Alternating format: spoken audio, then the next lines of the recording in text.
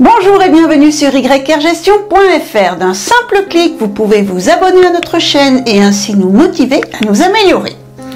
À faire avant votre déclaration d'impôt sur le revenu, vérifiez s'il n'est pas plus avantageux d'opter pour les frais réels.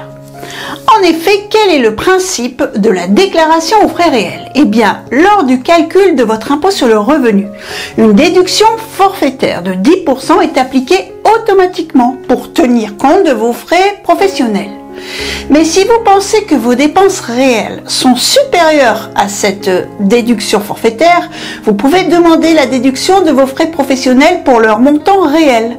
Chaque membre du foyer fiscal peut ainsi choisir d'opter ou non pour les frais réels en fonction de ce qui lui paraît le plus approprié. Dit autrement, comment savoir si les frais réels sont plus avantageux? Eh bien, c'est tout simple. Si le calcul de vos frais réels donne un montant supérieur à 10% de vos revenus salariaux, alors vous avez tout intérêt à opter pour l'option frais réels. Dans le cas contraire, restez à l'abonnement forfaitaire de 10%. Pour être déductibles, vos dépenses réelles doivent être liées et nécessitées par l'exercice de votre activité professionnelle, uniquement l'activité professionnelle. Elles doivent être payées au cours de l'année imposable, seulement donc pendant une année, et vous devrez les justifier. Alors, quelles sont ces dépenses déductibles au titre des frais réels? Tout d'abord, les frais kilométriques. Ils sont à prendre en compte. Eh bien, les frais de transport entre le domicile et le lieu de travail dans la limite de 80 km aller et retour par jour. Et les frais d'utilisation d'un véhicule dès lors qu'il s'agit d'un véhicule dont le salarié ou son conjoint est propriétaire ou copropriétaire. Le barème kilométrique varie tous les ans. Ce barème dépend de deux facteurs, le nombre de kilomètres bien sûr parcourus à titre professionnel, uniquement professionnel, et la puissance fiscale de votre véhicule. Vous pouvez également déduire les frais de repas. Si votre activité vous oblige à prendre certains repas en dehors de votre domicile, vous pouvez déduire les frais supplémentaires engagés par rapport au prix d'un repas à domicile. Chaque année, la valeur d'un repas à domicile est évaluée par l'administration fiscale. Ces frais de repas sont donc déductibles à condition qu'ils soient supérieurs au montant admis, qui est d'environ 4,90 € par jour, et que vous puissiez les justifier. De plus, le plafond est de 19 € par repas dans le cadre où un contribuable est en déplacement professionnel. S'il prend ses repas au sein de son entreprise, par exemple, ce plafond est abaissé à 9,30 €.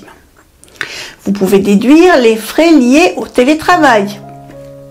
Par exemple, les frais de communication, les abonnements, la souscription à une offre internet.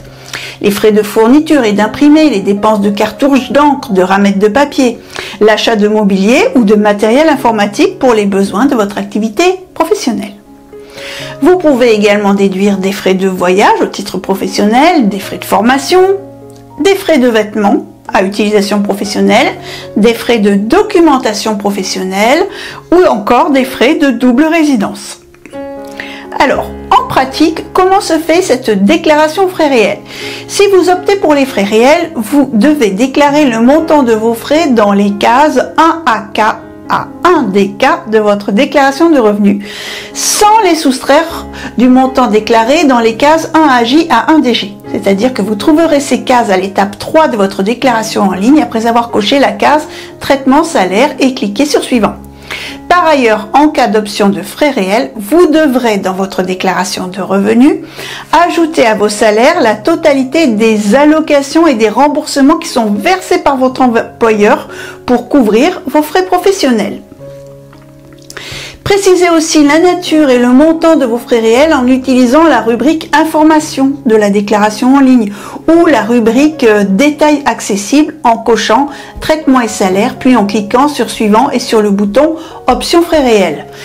Et en joignant, vous pouvez joindre une note annexe à votre déclaration papier. Vous n'avez pas à joindre les factures de vos frais réels à votre déclaration, mais conservez-les afin de pouvoir les présenter en cas de demande de l'administration. Enfin, vous avez différents simulateurs qui sont à votre disposition sur Internet et notamment un simulateur de calcul d'imposition. Vous pouvez ainsi élaborer différents scénarios. Voilà, si vous avez apprécié cette présentation, merci de liker, pouce vers le haut, de partager, de vous abonner. Vos commentaires sont toujours les bienvenus et à très bientôt sur yrgestion.fr.